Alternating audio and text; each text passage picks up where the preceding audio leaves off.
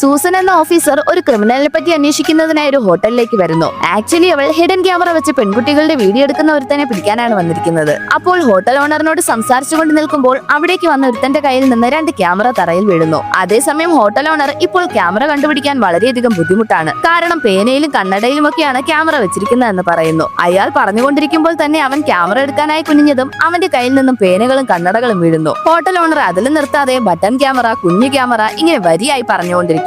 നോക്കുമ്പോൾ അയാൾ പറയുന്തോറും ഇവന്റെ കയ്യിൽ നിന്ന് ഓരോന്നായി വീണുകൊണ്ടിരിക്കുന്നു. അത് കണ്ട് ഷോക്കായി സൂസൻ അവനെ ഫോളോ ചെയ്യാൻ തുടങ്ങുന്നു. ഒരു ഘട്ടത്തിൽ അവൻ സൂസനെ വെട്ടിച്ച് ഒരു കൊച്ചുകുട്ടിയുടെ സ്കൂട്ടർ വാങ്ങി രക്ഷപ്പെടാൻ ശ്രമിക്കുന്നു. നോക്കുമ്പോൾ പെട്ടെന്ന് അവിടേക്ക് വന്ന ഈ ലേഡി ആ ക്രിമിനലിനെ അടിച്ചിടുന്നു. അതിനുശേഷം ആ ലേഡി അവന്റെ മുടിയിൽ പിടിച്ച് വലിച്ചതും അത് ഒരു കയ്യിൽ വരുന്നു. അപ്പോഴാണ് അവർക്ക് രണ്ടുപേർക്കും പരസ്പരം മനസ്സിലാവുന്നത്. ആക്ച്വലി കുറച്ചു വർഷങ്ങൾക്ക് മുൻപ് മിയങ് ഡിപ്പാർട്ട്മെന്റിലെ തന്നെ ടഫായ ഒരു ഓഫീസർ ആയിരുന്നു. ഒരു ദിവസം അവർ ആ ക്രിമിനലിനെ പിടിക്കാനായി പോകുമ്പോൾ അയാൾ സറണ്ടർ ആവാതെ കത്തി കാണിച്ചു വിരട്ടുന്നു. അത് കണ്ട് ദേഷ്യം വന്ന മിയങ് തന്റെ തോക്കെടുക്കുന്നു. അതേസമയം അവർ എത്ര വലിയ സൈക്കോ ആണെന്നറിയാതെ പറ്റുമെങ്കിൽ എന്നെ ഷൂട്ട് ചെയ്യുന്നവൻ പറയുന്നു. പക്ഷെ മിയങ് അവനെ ഷൂട്ട് ചെയ്യാതെ ഗണ്ണിന്റെ സിലിണ്ടർ എംറ്റിയാക്കി അതിൽ ഒരു ബുള്ളറ്റ് മാത്രം ഇടുന്നു. അതിനുശേഷം 2 ചാൻസിൽ നീ രക്ഷപ്പെട്ടാൽ ഞാൻ തന്നെ നിന്നെ വെറുതെ വിടാമെന്ന് പറഞ്ഞ് ട്രിഗർ അമർത്തുന്നു. നോക്കുമ്പോൾ അടുത്ത നിമിഷം തന്നെ ആ ക്രിമിനൽ കത്തി താഴെയിട്ട് സറണ്ടർ ആവുന്നു. പക്ഷെ മിയങ് അതിൽ നിർത്താതെ രണ്ടാമത്തെ പ്രാവശ്യവും ഷൂട്ട് ചെയ്യുന്നു. അതേസമയം ദൂരെ നിന്നത് കാണുകയായിരുന്ന സൂസനും ചേട്ടനും മിയങ്ങിന്റെ ധൈര്യം കണ്ട് ഇൻസ്പയർ ആവുന്നു. അതിനുശേഷം 10 വർഷം കഴിഞ്ഞ് സൂസൻ മിയങ്ങിനെ പോലെ തന്നെ ഒരു പോലീസ് ഓഫീസർ ആവുന്നു.